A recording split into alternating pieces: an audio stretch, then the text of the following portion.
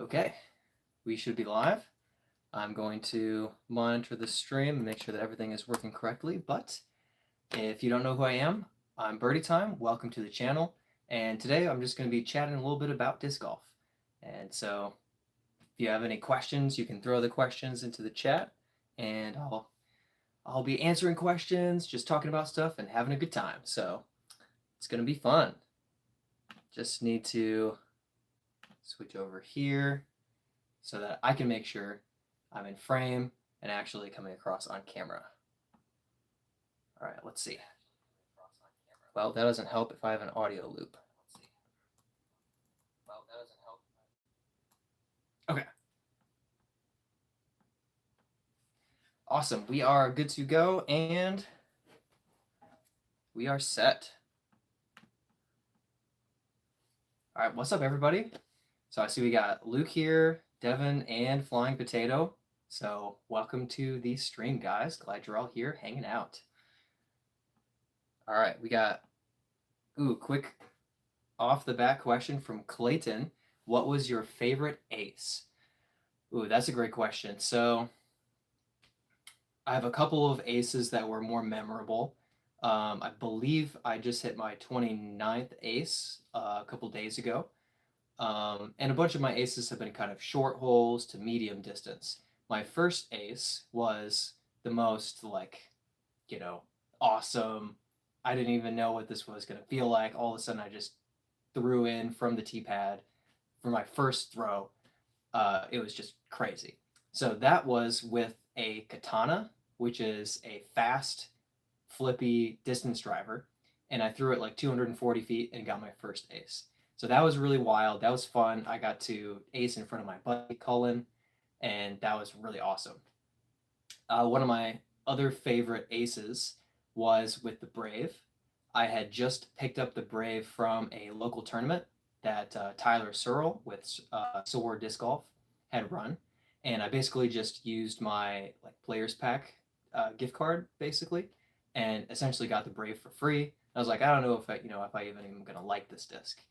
Threw it 2 or 3 times, not 2 or 3 days, like 2 or 3 times, and then went out to a course in Florida, Sawmill, and I threw a 298-foot shot to an island and aced it on camera. And shout out to my friend Cleet for getting that on camera for me. I just handed him my phone and he knew what to do, and got it on film. So those are probably 2 of my top favorite aces because my first one, and then with the Brave, that just instantly the Brave got straight into my bag after that ace. And it was just so thrilling to go straight into the chains from just about 300 feet. Great question. Have you guys got aces? Go ahead and throw in the comments if you've gotten an ace yourself, how many aces you've gotten, or maybe your longest ace. Sparky, welcome. What's going on? Just hanging out, having a good time, getting a little bit warm, but that'll be all right. We'll survive the heat together, although some of you might be cold, especially our Michigan friends.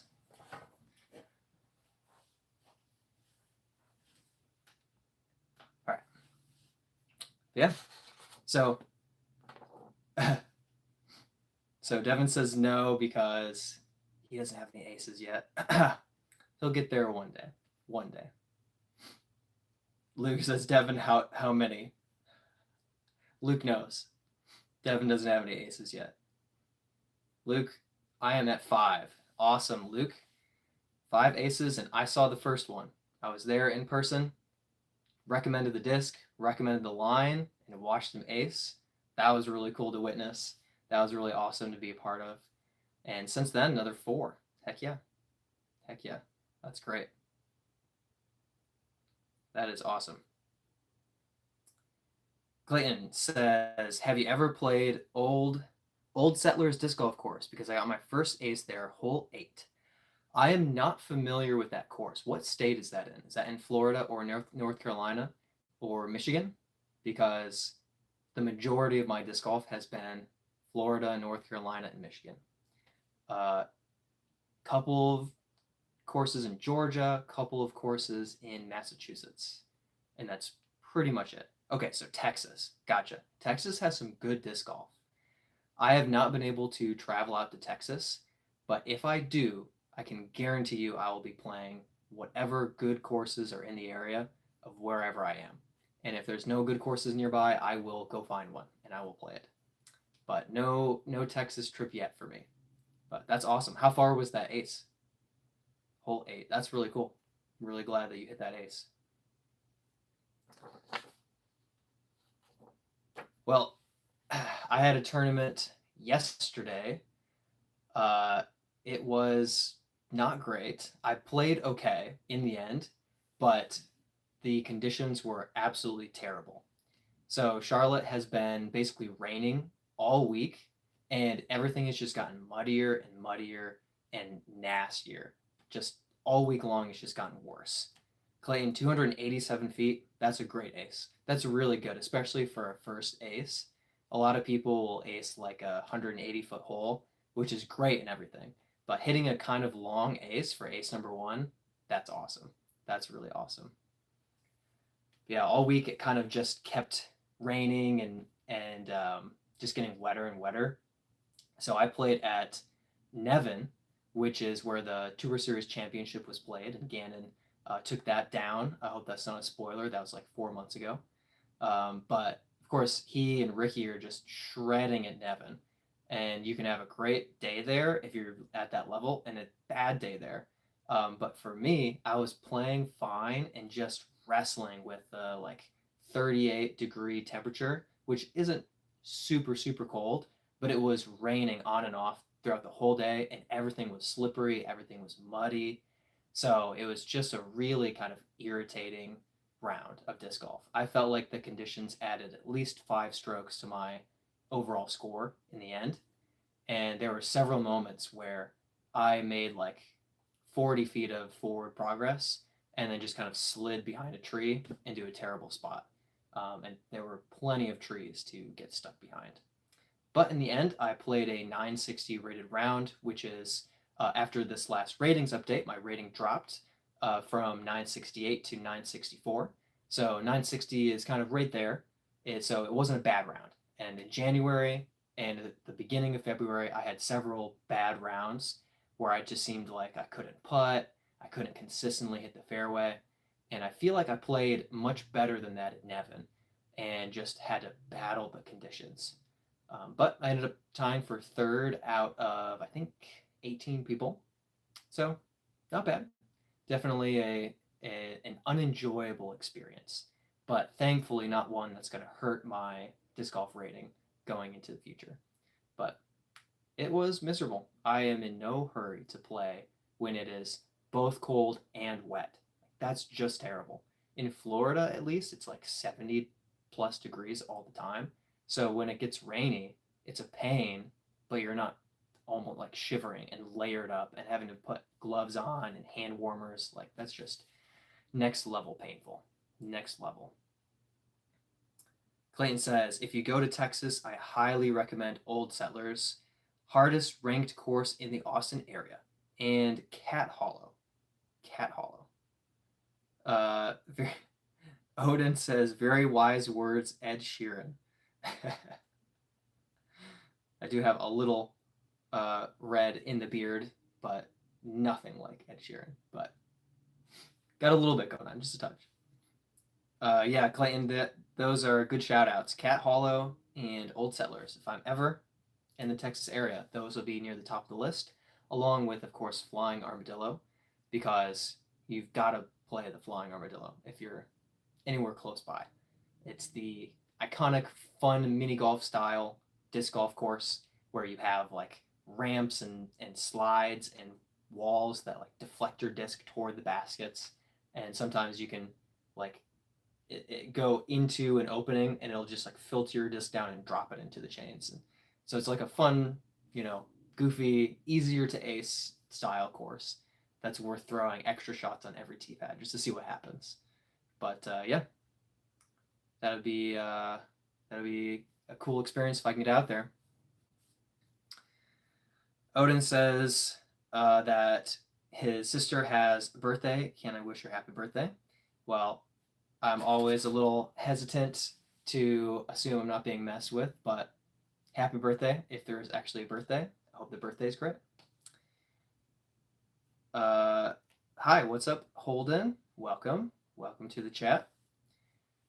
So, you guys let me know. I'm just doing my, I guess it's like my 5th live stream, but only my 3rd one in a row where I've been regularly live streaming.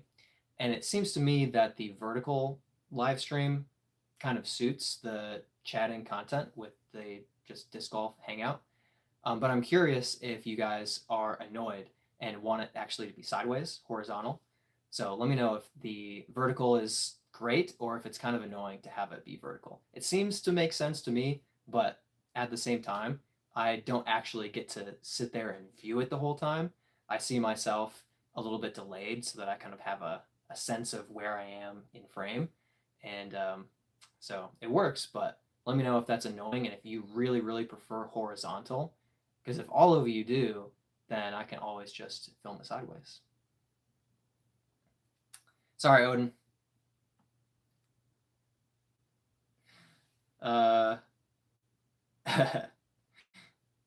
Odin says, not gonna lie, very smart though. You earned my sub.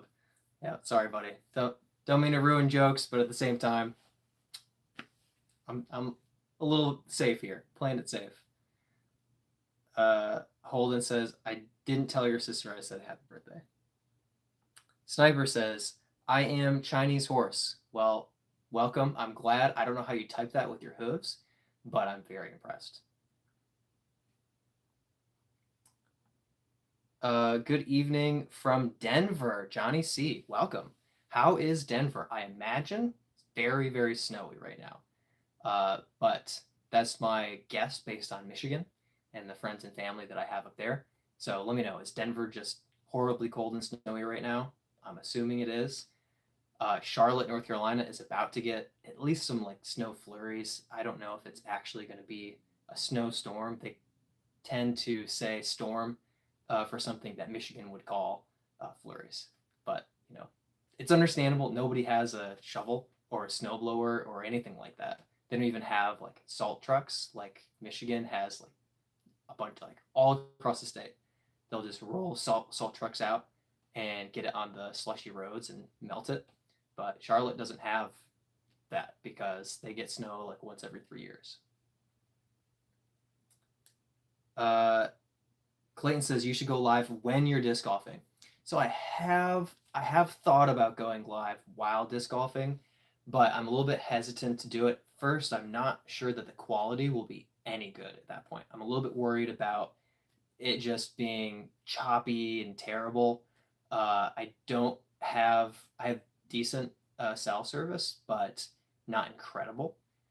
In Florida, I thought about it, and I had kind of bad cell service when I was out of my house. But in Charlotte, it might be better. So I've thought about it, and it's up here, wandering around a little bit, trying to, place it as a good idea, as practical or not. But it is something that I have kind of thought of. So it's a good suggestion, and I'll definitely keep it in mind. But no promises. Yeah, but I'll think about it. I don't have unlimited data either, and that's the other thing. I need to research if it will take a lot of data to go live, or if it will actually be kind of reasonable for even like one round a month or something. That wouldn't be too bad, maybe.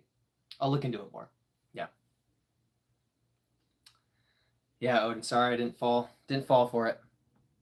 Alex Watson, can you give your opinion on disc selection when throwing into a headwind? I have a hard time understanding stable versus understable when a headwind is present. Great question.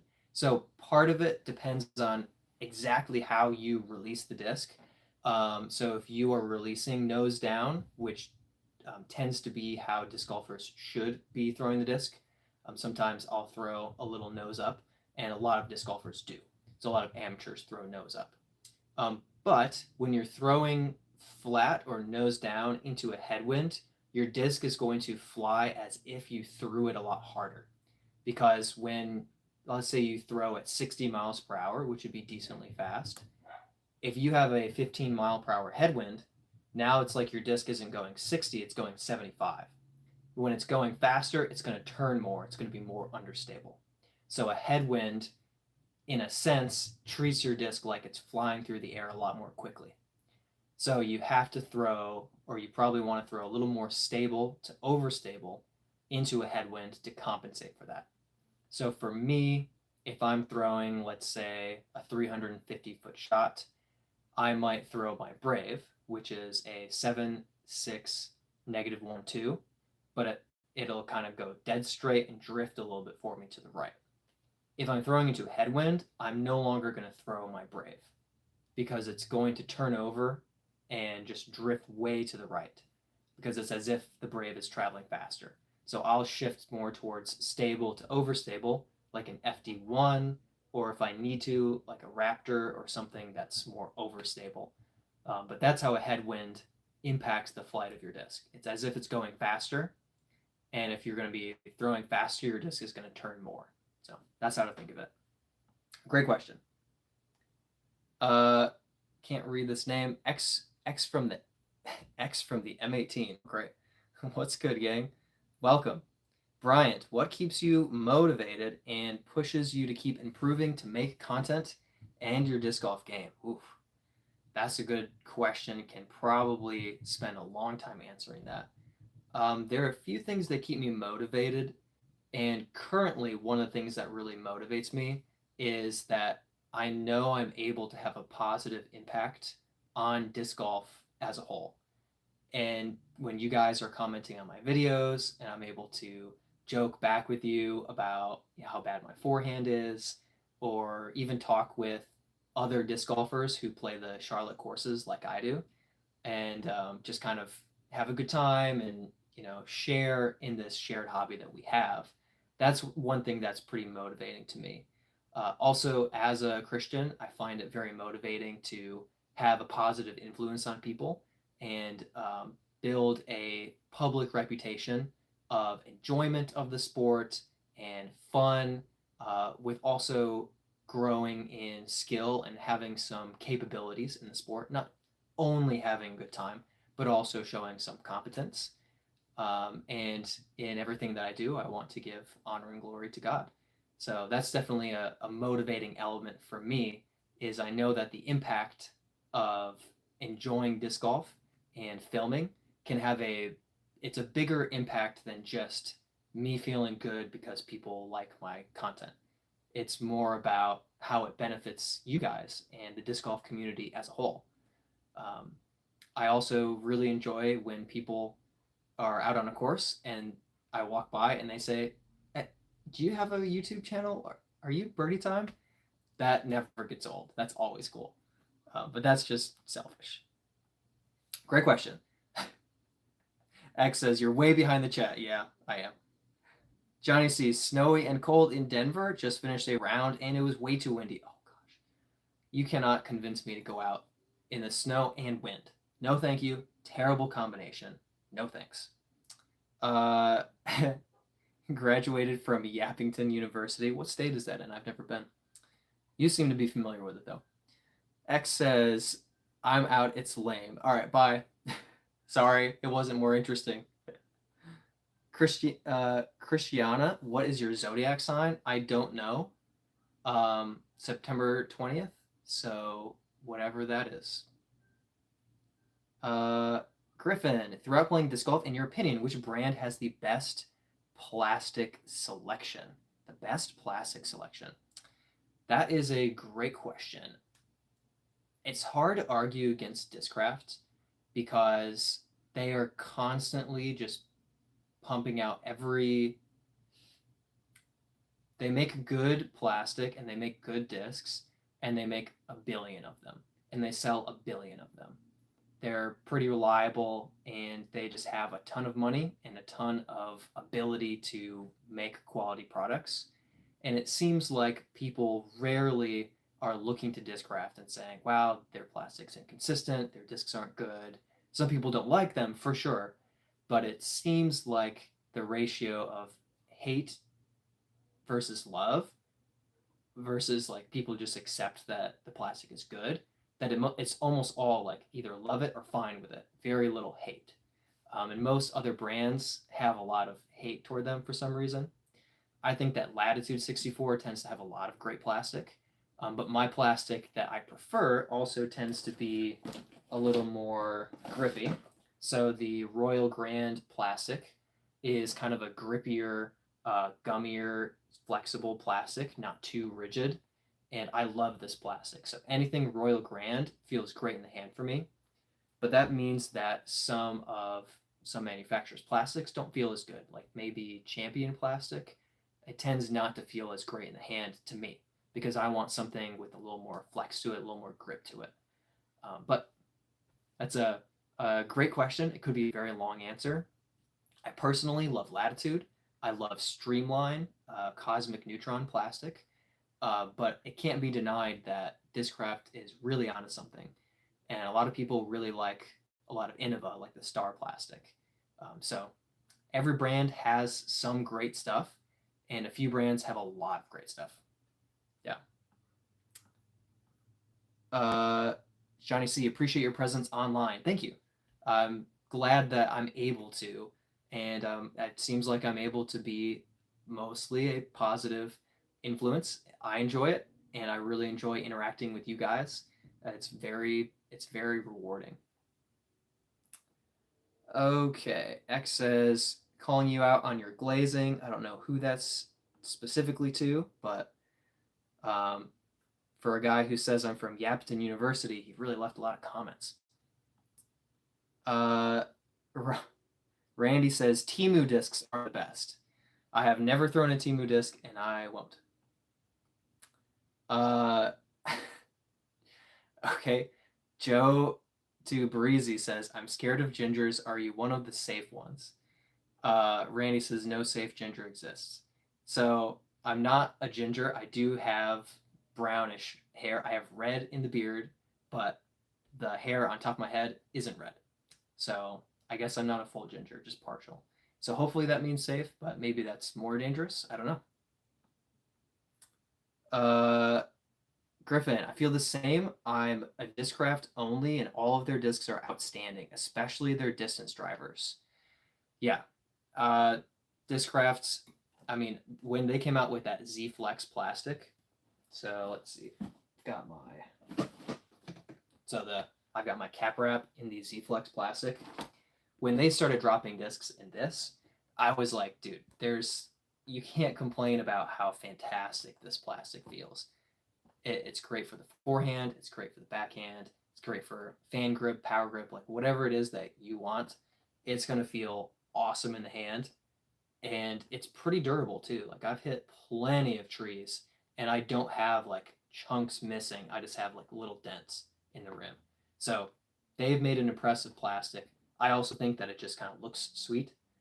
The fact that you can partially see through it, but you have the coloration coming through on the flight plate and on the rim. Just super cool. And they made like, I don't know, 25 different discs at the Z Flex plastic. It's good stuff. But if you just like Big Z, I mean, they've got everything that you want, and they have a lot of plastic varieties and options to pick from. So yeah, Discraft, definitely a powerhouse for a good reason. Yeah, they're succeeding because they're good.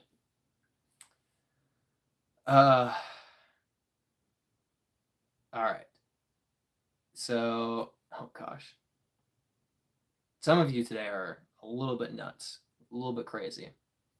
Cheyenne says, hi, welcome to the stream. Griffin, yeah, some of my favorites are the Thrasher, Anax, Force, and the Nuke. Yeah, so I've thrown a Thrasher, a Force, and a Nuke. I don't know if I've thrown the Anax. I'm just trying to think. But yeah, they definitely are quality discs. They're well used for good reason. I mean, when you got Anthony Barella and Aaron Gossage and now Ezra Robinson throwing, and now Ricky Wysocki, of course, not to mention Paul McBeth. I mean, those are some big, big names that are gravitating and staying with Discraft because they like the lineup, they like the plastics, and they've got quality options for sure. Yeah. Bryant says, how many aces do you have? Any in tournaments? Ooh, good question. So I have, I believe, 29 aces, and they range from 100 feet, very, very short, to about 300 feet. And I would say Yeah, so any tournament aces, I don't think that I have a tournament ace, but I do have a like league match play round where I did ace and I did get money for that. So I think it was only like $80, but I did get that money for an organized round where I hit the ace. But it was not a sanctioned tournament round. We were abiding by all PDGA rules, and it was an organized event, but not a full sanctioned tournament. The next closest thing to hitting a tournament ace is at the Eagles Wings conference a year ago. I hit the like post tournaments ace throw off. I hit that ace and won a bunch of discs from it, like $300 of discs, including a couple of Innova Gators that Paul Macbeth had in his personal collection from back when he was with Innova, and donated these Gators to the Eagles Wings. And then because I hit that ace, I was able to just take those discs home. So that was really cool. I've never thrown these Gators because, you know, these came from Paul Macbeth to the Eagles Wings to me, and I'm not going to be throwing them. I also got to pick out some discs, and I won this Nate Sexton 2017 Firebird, which is worth about $100. Also, never thrown, stays in the bag. Basically knocking everything over. All right, Cheyenne says, can you shout out my channel? I do song covers, so I'll give a hesitant shout out. However, thanks for joining, thanks for being here, and if y'all are interested, give a little look, see what's going on at the song covers. It's really cool. I hope you're doing well with your channel. Johnny C, do you throw a buzz? So I don't currently bag a buzz, but I do have a Buzz SS that was in the bag for a long time. Basically, I loved it. It was a fantastic disc. If I tend to throw with a little bit of hyzer, so I would usually kind of just pop it up to flat and have great glide going forward. But occasionally, if I throw it more on the flat side, it would just drift right the whole time. So it was really flying well. A great disc for me. Very happy with it. But then I realized that it was basically the same flight path as my Echo, and I just really love the cosmic neutron plastic of the Echo, and I've just never gone back. So I bag multiple Echoes in the bag. If I only had one Echo, I might keep the Buzz SS in the bag with it, but I bag like 3 Echoes. So the Buzz SS is on the shelf, but I have 2 aces with it on the same hole in 20 minutes, just throwing for fun.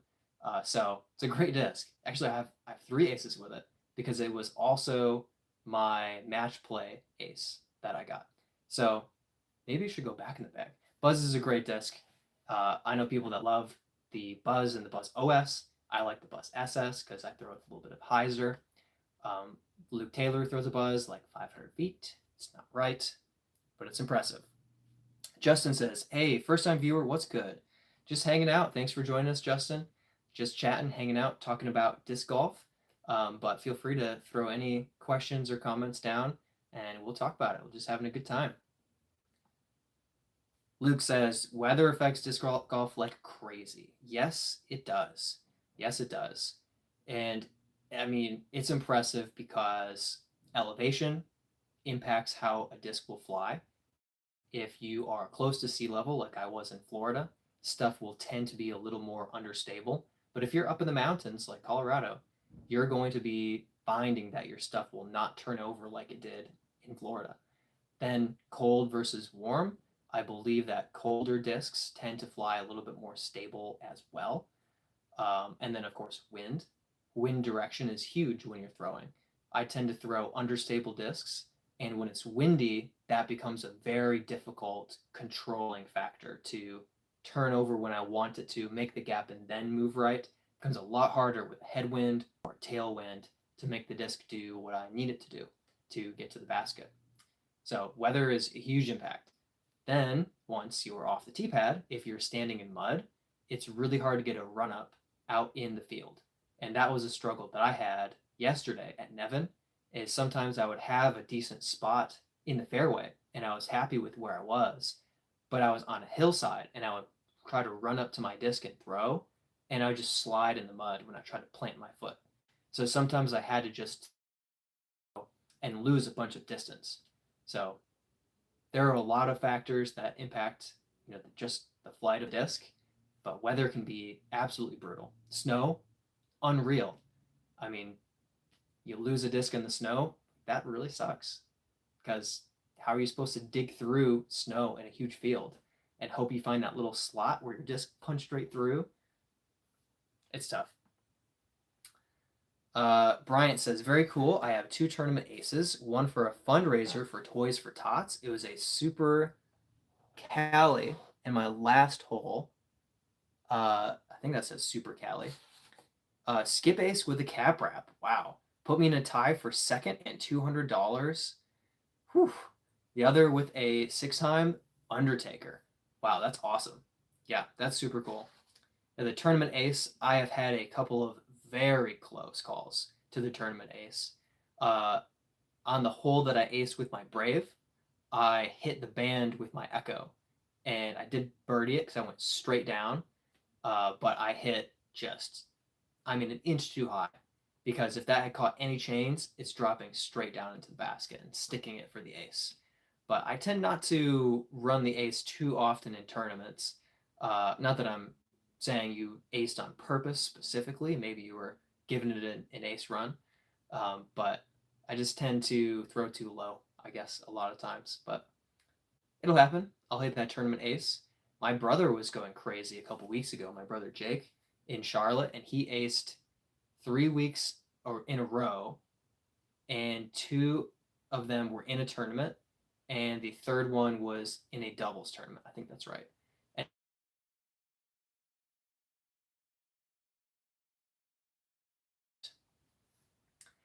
Griffin says, Discraft has made a great impact on the disc golf community. Turn that up. I am also mesmerized on how stacked this 2025-2026 Tour Series team will be. Yeah, definitely. I mean, Discraft is pretty crazy. Paul Macbeth, even though he hasn't been in contention a lot in the last 2 years, well, in the last year basically, because a year ago he wasn't really touring. But Ricky was right there all season last year. So you pretty much only have Gannon and Calvin that are right there all the time with Ricky, who are not Discraft. And then you start having Anthony Barella, Aaron Gossage, Luke Taylor, who's due for a win this year. Ezra Robertson's due for a win as well. You never know when Ezra Aderhold is going to just hit every putt within 40 feet and take home a win. So, not to mention Paul Ulibarri, who's involved in Jomez and has been a huge benefit to the disc golf community and as the Discraft team captain. So you've got it all. And then you've got Big Money Missy just cleaning up in the FBO, taking home all the cash. So yeah, Discraft is pretty stacked. They have it going pretty well for them. They're riding high. And any disc that they drop, people get there early and line up so that they can buy it, and hopefully, they're hoping they can buy like multiple copies of it. Like a Buzzsaw, people were trying to buy a bunch of copies of it, and they were limited to like 1 or 2, and they would get back in line, wait in line until they could get another Buzzsaw, and they're like $100. Like, people are crazy. But anyway, Discraft, yeah, impressive. Chandler, I've been playing for almost a year and I still can't figure out how to play in the wind. Yeah, wind is tough. And honestly, the biggest solution for the wind on average is throw more stable discs. And when you have a tailwind, that is not always going to work out. But for crosswinds and a headwind, if you're throwing a more stable disc, you're probably at least flying a little bit further. So that might be just kind of like the baseline of handling wind. But if you've been playing for a year and still trying to figure wind out, then it's probably more complicated than just throw stable. But yeah, the wind is tricky and it can be really tough to judge it. I'm grateful in Florida we didn't have tons of wind, and Charlotte's not too bad either. But if I ever play in Kansas, I'm probably toast. Yeah. All right. Devin says, "What is your longest putt?" So my longest measured putt that I've had in a round was 95 feet, and it was pretty cool because my buddy Tim Ahern and I were practicing for War last year for Gainesville's Chainhawks team. We were doing doubles format because we were participating in a doubles format in War, and we kind of had okay tee shot off the tee on hole 9 at Jonesville. Just got to the corner a little short of the short pin, but we had to get around the corner to the long pin. And Tim asked me, "Can you run this putt?" And I said, "Yeah, I can run it." So he's like, "Okay." So he lays it up, and I ran it and I cashed it. 95 footer, furthest putt that I've made like in a round, not just practicing or goofing off. And he was like, "Well, I guess you can run it."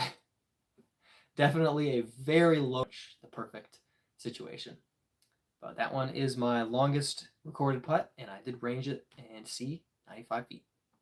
Brandon says, "Playing in the snow, it's a must to tape a ribbon to the underside of the disc. I'm going out tomorrow to play in the snow." Yeah, yeah, you got to tape those ribbons on for those practice rounds in the snow. Although I am trying to recall if it's legal for a sanctioned event to add anything that alters the flight of the disc. I think that it's technically not supposed to be allowed, but it is possible that the PDGA has an exception for ribbons for playing in the snow. I'm trying to recall if they have that exception or not.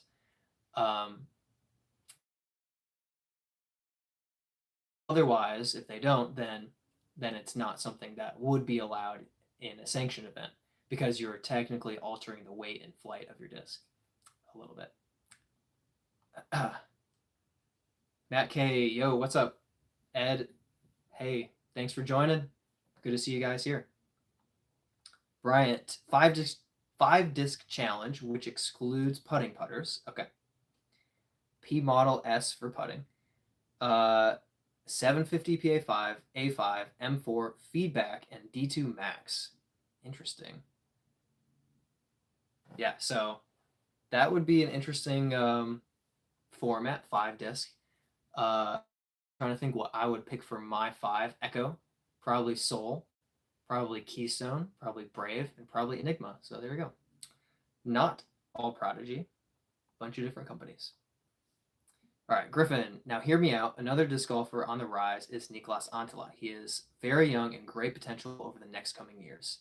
And I would even say that Niklas, as much as he still has more potential, he's already lived up to disc golf's name, especially in Europe. He's huge in Europe. He's massive, and he has a Pro Tour win.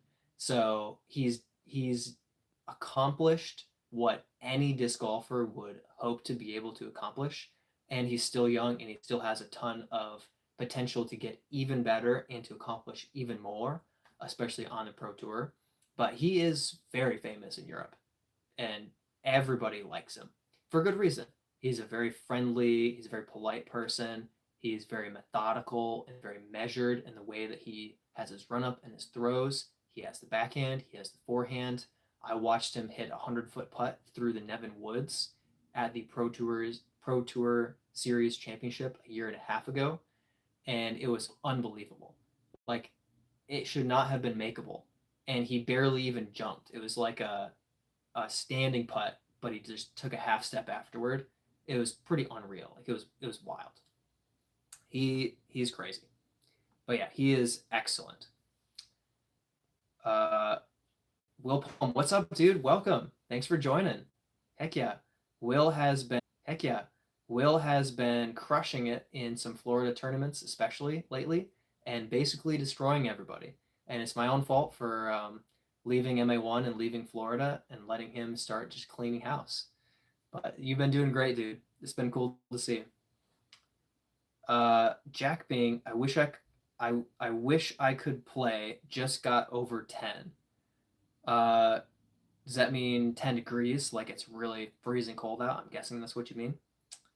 Yeah, I wish you could play too. That's brutal. I mean, I'm complaining about, 38 degrees and rain. It's miserable, but at least it's possible.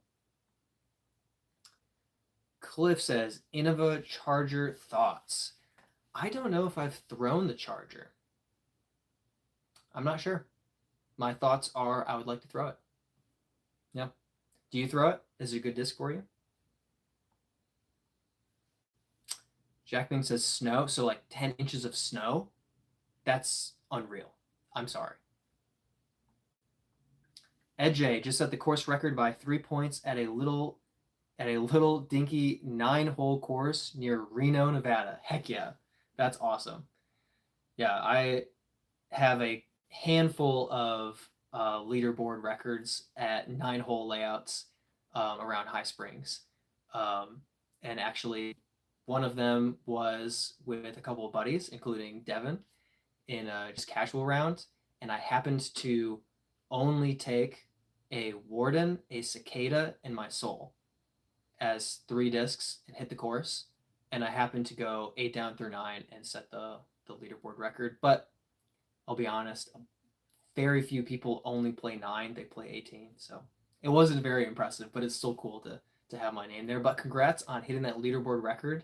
Even if there was only, 10 people, that's still first out of 10. Like, that's awesome. So good stuff. And maybe it'll stand for a little bit. Maybe it'll stay as a record for a little while.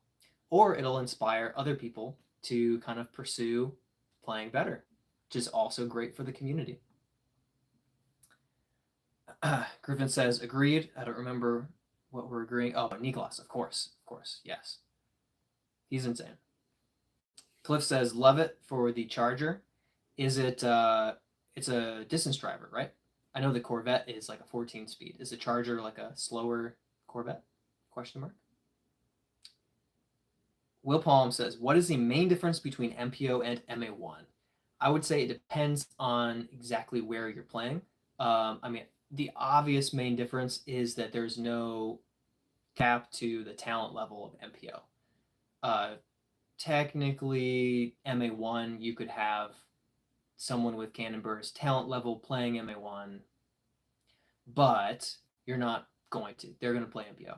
So you're going from a field of people in which you can probably bet that the best potential someone has is roughly 1,000 rated player who goes off and has like a 1,030 rated round.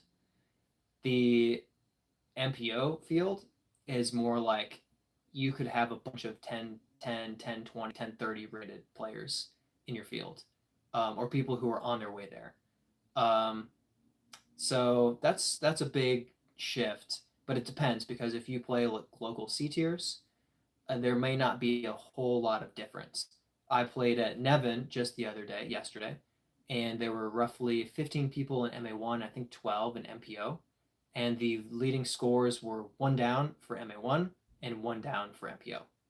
But the difference in MPO was that 2 people tied at 1 down, and I believe there were a couple of even +1, +2. And for MA1, 1 down was the winner, second place was +2, then +3, then +4. So sometimes in MPO, it's really stacked up at the top, and then you don't really have a whole lot of like way over par. And in MA1, it's a little more spread out. You don't have as many up at the top, super competitive, and you'll have the lower score, more over par scores in MA1. But again, it just kind of depends on where you play. If you play A tiers, you're going to get, especially in the off season, whatever really talented pro isn't on tour at the moment is probably going to show up. Even some B tiers. So I played the Charlotte Roar Open, and we had Clay Edwards, Austin Turner, and Paul Uleberry. Paul Uleberry is the notable, famous guy, but Clay and Austin are like 10, 15, 10, 20 rated professional players. They're playing on the tour. They're just not getting on camera really very often. But with them in the field, it's like, geez, my chances of winning are like minuscule. But if I were to play an MA1 and they're off an MPO, then the ceiling is a little bit lower usually. But good question. Edjay, it's great to have top of another leaderboard. Have you heard of Thunderbird Gardens in southern Utah? I have not heard of Thunderbird Gardens. It sounds cool. I would love to play there. That sounds awesome. All right. So we have it looks to me like a Russian user who's asking about politics, and I will say not interested in talking about politics. Interested in talking mostly about disc golf, partially about the weather and other hobbies. But we're going to keep things extraordinarily civil here. Will Palm, I agree with that. Yeah. Oh, of course you agree with me. No, I'm just kidding. But yeah.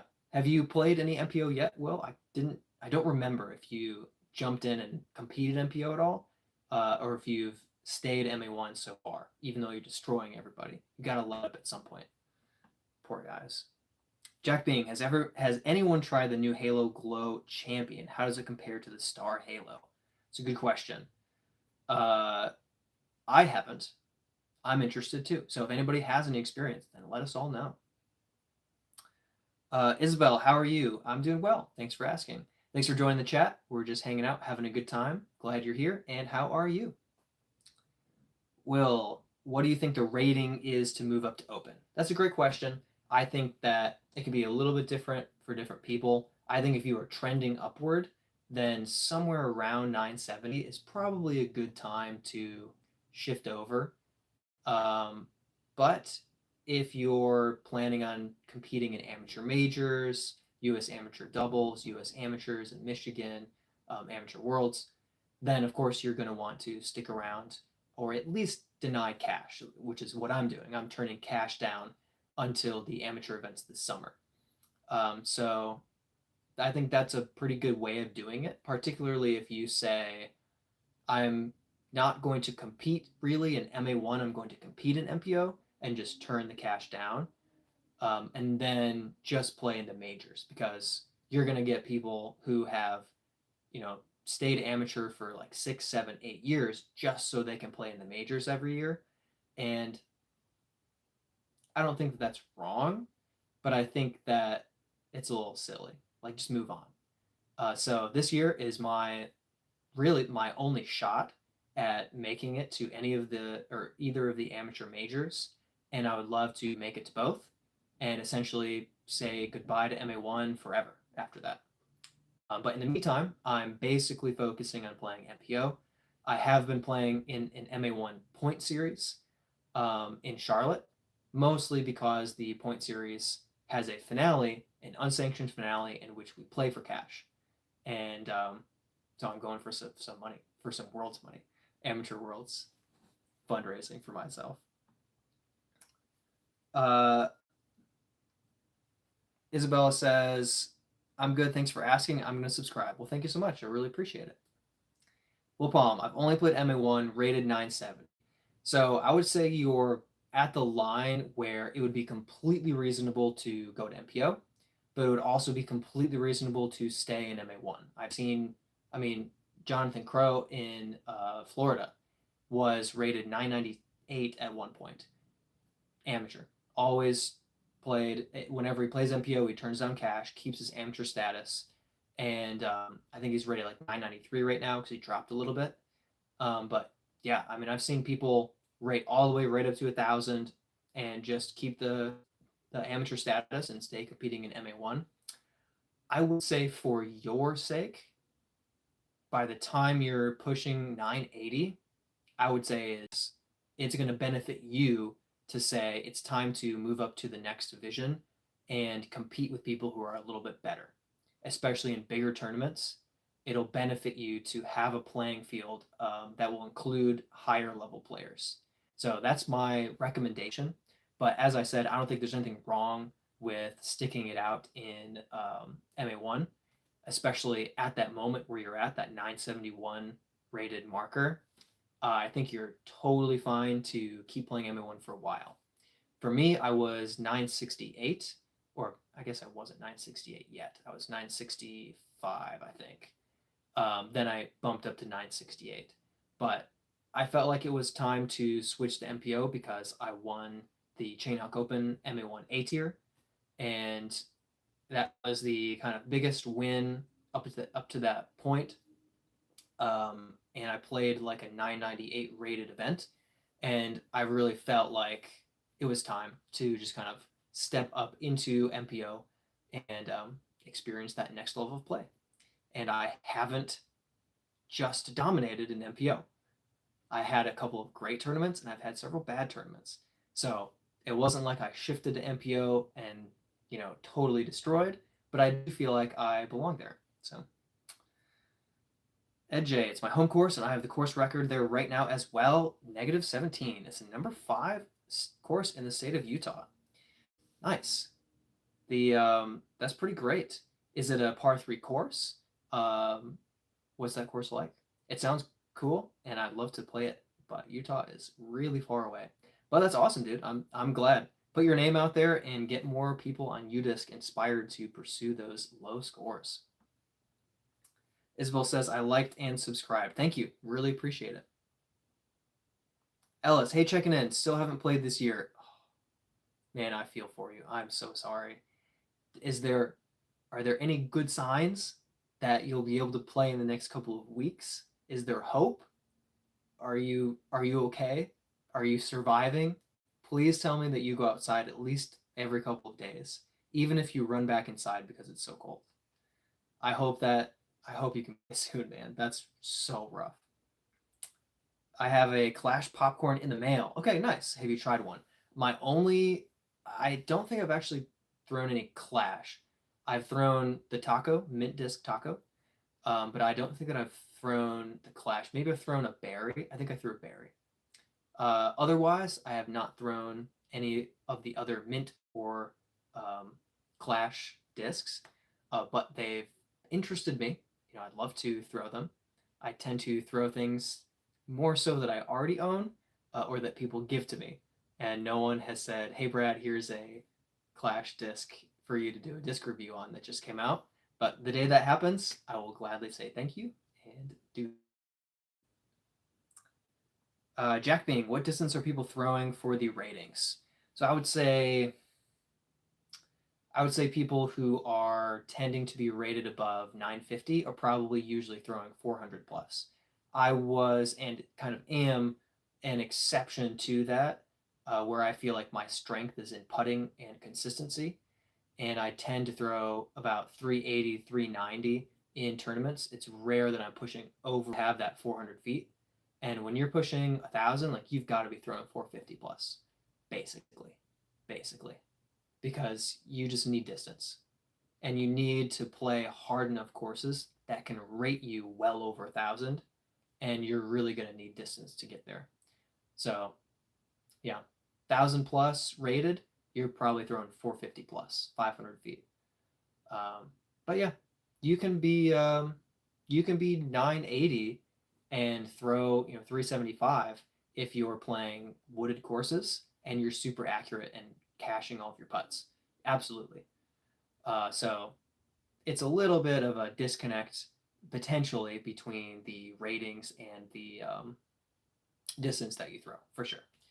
But yeah, I would say once you're passing 900, people are throwing over 300 feet easily. And once you're up towards 950, they're pushing 400 feet. Yeah, that's just an estimate. All right, I'm a little behind here. Will Palm, maybe throw down the mountain will be my last MA1. That might be a good way to do it. Like if you win, call it. If you take like top 3, it's time to shift. If it's a bad tournament, then be like, I'll stick it out in MA1 for a little while, But that would be a sweet way to do it. End on a big win and move on. That's what I kind of felt like I was able to do, although it wasn't throw down the mountain level of course difficulty. It was just Northside Jonesville. But still, yeah, that'd be a cool way to do it. Trevor Sachs, are you playing the doubles tournament at Trinity Baptist next weekend in Jacksonville? I don't know if you're asking me or Will. I am in Charlotte, so I am North Carolina. I will not be playing much in Florida unless it's a bigger event. I will certainly play the Chainhawk Open and try to kind of leave my mark in the MPO field, but that's December. So um, my Florida disc golf will be limited this year. But who knows? Maybe I will be back. Ellis, yeah, the weather is better next week. Oh, good, good. I'm glad. I'm happy for you. Uh, Ellis, it's 3 degrees Celsius here. All right, 3 degrees Celsius is cold, but I don't know how cold. We use the American metrics here. Ed, it's got 2 par 4s, but mostly par 3s. You should definitely look it up. Yeah, I'll have to look it up afterward. But that sounds like a solid course. My local in Florida courses, Jonesville was all par 3, but Northside had 3 par 4s. And one of them, well, depending on the pin position, 2 of them were pretty soft, like almost guaranteed birdie, probably have a long putt for the eagle. And then the last hole depends on the pin position. The long pin, you're not going to get the eagle look for the amateur, level of play. But that's nice to have a couple of par 4s in there that potentially help it make it a little bit easier to get close to that 18 down. Did you hit any eagles when you put up that 17 down? Ramsey George, hey, welcome. Thanks for joining, dude. I'll join if you're still streaming when I get back to my dorm, making a 2-hour drive home. Okay, 7:24. All right. We'll see. I make no promises. I will try to make it a 3-hour stream and catch you at the very end. Yeah, but drive safe, be careful, and hopefully catch you for at least a little bit after you get there. Right. Steven, is there a Pro Tour player you're hoping to share a card with sometime? That is an excellent question. Just to brag a little bit, which some of you already know, I was able to play on lead card with Paul Uleberry, and that was awesome. I didn't play great, but I was a little awestruck just watching him throw and throwing next. And we were being filmed, so it was really like an overwhelming experience. I haven't thought too much about who I would hope to be on a card with. I want to be on a card with Calvin Heimberg in a skins match. That's like my ultimate disc golf experience because the pressure would be really off of me to perform and score well in the tournament. That would be like number one.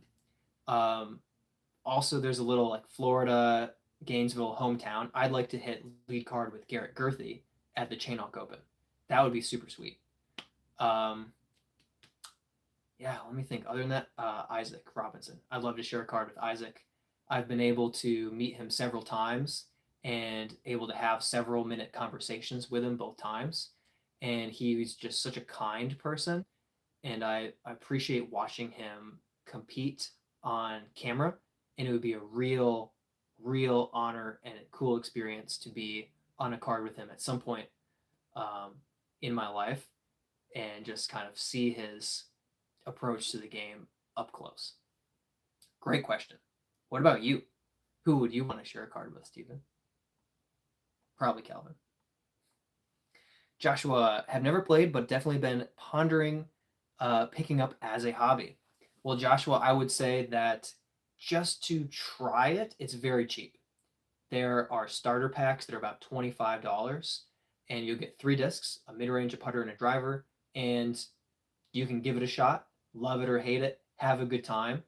Also, alternatively, if you know anybody who plays, I almost guarantee you they'll let you borrow a bunch of discs to try them out and play around with them. If you're anywhere near Charlotte, you're welcome to do a putter, a mid-range, and a driver from me. I have plenty. We could meet at a course and play. But yeah, I recommend giving it a try because it's one of the cheapest sports in the world just to try. Most courses are free. Your local parks might have a disc golf course on them. And if you have the discs, you can walk the course and play. The UDisc app will show you where courses are in your area, and you can keep score, although you can't save all of your scorecards for the free version of the app, you can find your local course and keep score for free.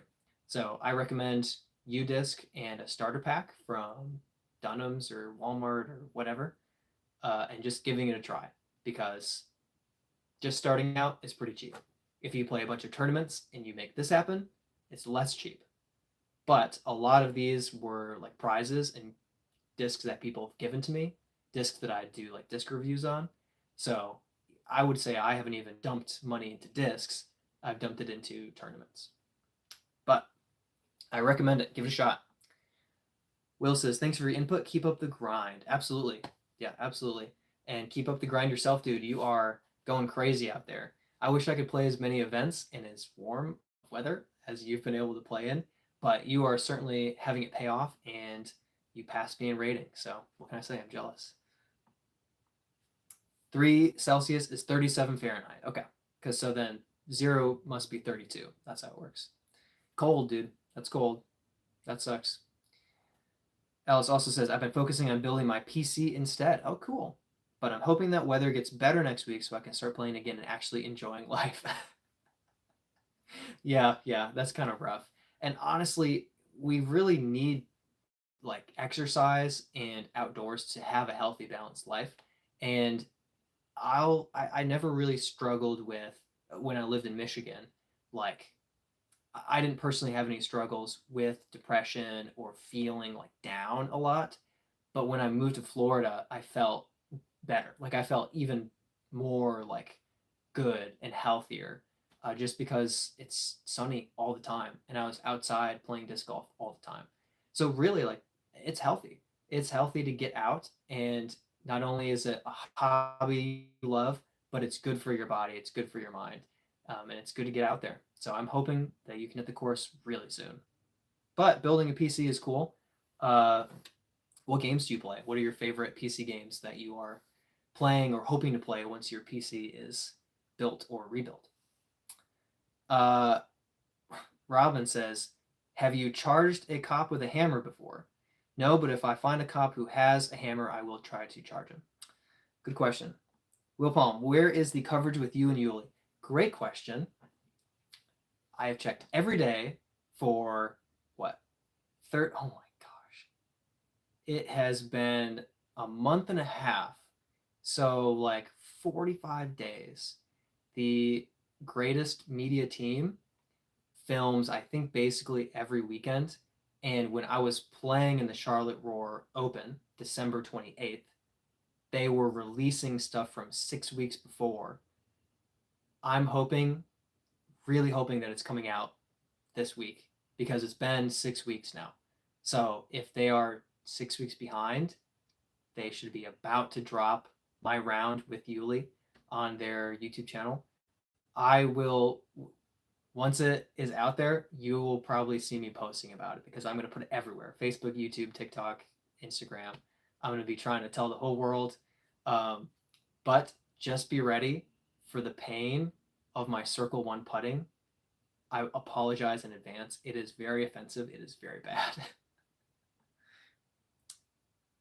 Ed, unfortunately, no eagles, all birdies. But that's, yeah, gotcha. Thunderbird isn't super long at 44.86 on the 18-hole layout, but it's got some challenges that no other courses have, like cliffs and canyons. Yeah, tons of elevation change. Gotcha. Yeah, definitely lower end for raw footage, but when you have other elements to the course like that, yeah, it brings the difficulty up for sure. Still, 17 is obviously a respectable score. What is the UDisc rating on a 17 down at that course? I'm curious if it's over like 260. That'd be pretty high. I'm assuming it's got to be pushing at least 260, but I haven't had a chance to look up the course yet. Steven says, look at those discs. Yep, here you go. Discs. Some of these are crappy. Some of these are really great. These are crappier kind of putters. I have a bunch of Wardens that, I mean, people just give me Wardens because I like putt with them, and they're like, oh, you putt with Wardens? And I'm like, yeah. And they're like, oh, I used to putt with Wardens. And then I found whatever disc they putt with now, and then they give their Wardens to me. And I say thank you, and I keep them. And I try to ace with them, and sometimes I succeed. then yeah, I've got some good discs. I've got some crappy discs, but if you're anywhere near Charlotte and you meet me at a course, let me know in advance. I will just give you a disc. I do not need all of these. But I do have a stack of giveaway discs, and I will keep on with the questions, but I have that one. I wanted to quickly mention ahead of time that I will be running a giveaway very soon because as of the 11th, February 11th, which is the metric that YouTube has caught up to, I was only 12 hours short of the first level of monetization for the channel. So extremely close to stepping into that level of being monetized. And this live stream has already provided enough watch time that I will 100% be crossing over that mark of 3,000 watch hours in the last year. So thank you everyone who has joined the live stream, been watching my long form videos and supporting me with that. It's really been super cool. I'm very excited, and I will be doing a giveaway this week to celebrate reaching that 3,000 watch hours. And I'll give away at least 3 discs. I might just do 3, but I'll figure out what I'm going to do for that. And I'm considering adding this diamond that I just grabbed with tournament credit that I had, because that'll be nice and flippy, and it's a 157 gram diamond. And then I'm very excited about this one. So it is a sapphire, which is not bad, but just take a look at this. When I saw this, I was like, if I have enough tournament credit, I don't care what this costs. I've got to give this away on the channel. So I'm really excited. It's sweet. So these are going to be 2 of the giveaway discs, and I have a stack up here of discs just for giving away, and I tend to try to give away the cool stamped discs or the I might not give that one away. But stuff that has kind of more unique look to it, and stuff that you might want to throw, but you also might want to just keep it because it's sweet. So I'm hoping to start giving stuff away soon because I have plenty. Don't need it all. Ellis, yeah, definitely. It's been rough here. A month ago or 2, it was getting dark at 3 p.m. Don't come to the UK. It sucks. And I'm going to play Red Dead 2 on PC and maybe Black Myth. Okay, sweet. Yeah. So, yeah, I only played a little bit of Red Dead 2. I enjoyed it. It was clearly a very high quality game, but didn't happen to draw me in at the time, and it took up a lot of space on the console. But I can appreciate you getting a PC build to get the highest specs and run Red Dead 2 on them with good frame rate. I have a lot of respect for that. I hope it's a great experience. I'm sure that it will be. So that's a great choice. Black Myth Wukong, haven't played it, but I have heard excellent things about it. So Ed says 267. So that is pretty good for a UDisc rating. I was thinking it had to be pushing past 260. So that's fantastic. Yeah. Yeah. I think that is higher than any UDisc rating that I've had. Yeah, I think it's better than any UDisc rating I have. Yeah. Steven says, ooh, love owls. Well, I might have to throw that in just for your potential of winning the owl disc in the giveaway. I actually should take a look. Is that the Saint Pro? No, this one is the Shrike. Yeah, this one's the Shrike. To find the giveaway video that I will put out, be subscribed to me and leave a comment. So as long as you do that, I will be just going through the comments, adding it all to a randomizer, and giving away the discs to 3 random people. So, yep. Alice, it was amazing. I'm going to play it on 4K and 90 FPS. Whew, good night. Just waiting on my graphics card. Expensive stuff, though. I bet. I'm betting that you paid 800 plus for your graphics card. US dollars. I don't know what that would be in the UK. They used to be close to a 1-to-1 ratio or 1.2 or something. It's probably like 1.8 or I don't know. Who knows? The Coop, hey Brad, I think I saw you playing at Eastway a few weeks ago, and we played the last couple holes. Love your videos. Thank you. Yeah, I'm sure that we crossed paths out at Eastway because I was definitely there. Um, yeah, Eastway is a good course, but thanks. I appreciate the support. Glad to see you here in the comment section. Join the live stream. Heck yeah! And at some point, we've got to play like a full round together while we're out and about in Charlotte. But I'll be here for a little while, and oh gosh, I just saw what Ellis spent. I'll be in Charlotte for a while, and I'll be disc golf a lot. So if you've got like a really free day or two, leave a comment on the channel at some point, and we'll try to get around it. Josh says, "What is your rating?" So my rating just dropped from 968 to 964, and I was pretty like I was expecting it because January was just a struggle for a number of reasons. I had multiple tournament rounds as I was trying to get over sickness, where like at midnight I was barely able to sleep and like tossing and turning because my fever was breaking. And then I get up the next day and play a tournament round at 1 p.m., finish at 4, get in the car, drive to Florida 7 hours, get up the next morning, play a 2-round tournament in Florida. And stuff like that has not been great for my round ratings.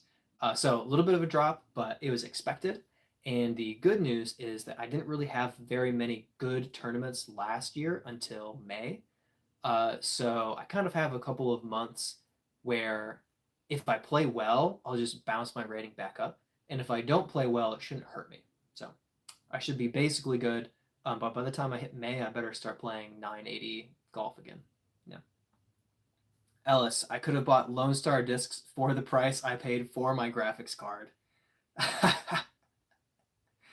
So, oh gosh. So 1350 euros, or so about $1,700 for the graphics card, but it had to be done. He says it had to be done. Oh my gosh. So that is brutal. Oh goodness.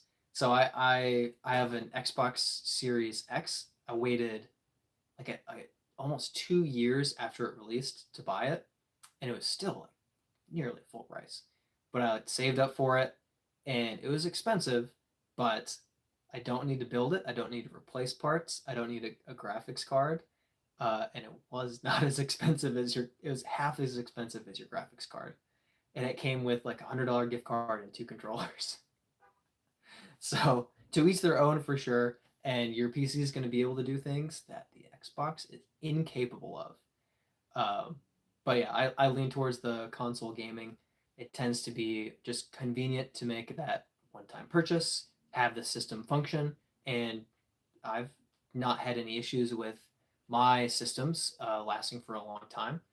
I guess I had a PS3 that kind of died, but it was a known issue and kind of just was like, it's eventually going to happen anyway. And the PS3 was cheap to replace at that time because it had been out forever. I do love that you say you could have bought Lone Star discs, though. Maybe true. Luke says, I just got my first payout from a tournament. Going to buy another putter because 2 isn't enough. That is awesome. And I know that Luke played a couple of very snowy, very tough rounds and had a pretty good second round in that tournament in Michigan. And that's cool that as an amateur, you still got some of that payout and are able to get a disc with it. That's awesome. That's really great. So I'm hoping that you can kind of start your link stack. And when I'm able to come up to Michigan, I will try to bring up a link for you. Josh says, what is your go-to bomber? Good question. I would say, so I'm in between, not that one. Technical difficulties. Just added a third yellow disc to the bag. So in between the Shrike and an Enigma, the Neoplastic Enigma new is too stable, but with this used Enigma, it's a little bit flippier. So both the Shrike and the Enigma, I'm able to throw with a bit of hyzer and really kind of flip it up and over and drift to the right, and then still come back and get some flare at the end. So they're both, for my arm speed, which is not crazy, they're both like bomber discs. Either of these, I could throw 390, 400 feet with a good throw. Also, the Destiny, which is a 14 speed, 5 -3 2, I believe, rips out of my hand. I think it's lightweight as well. And I have thrown that over 400 feet a couple of times. My other bomber disc was the Fission Dimension, which, despite being a 14 and a half, I think 375 for a full power shot. 375 for a full power shot. But not going much over 400 for me on flat ground. Downhill, I've thrown 500, but that's downhill, so doesn't count. What is your highest payout from tournament winnings? So I have 4 payouts from tournament winnings in MPO that I have rejected. And the first one was $110 for winning a local C tier, my first MPO tournament. And I showed up and won in a field of 7. So not bad. I had $110, turned it down, didn't see a dime. But in the Charlotte Roar Open, I took 6th and beat Paul Uliberry. And I had $150, and I went to turn it down, but I got merch credit with it. And that credit I used to get a couple of those giveaway discs, the Owl and the is it a wolf? Saint Pro. Yeah, pretty sweet. And my new favorite buzz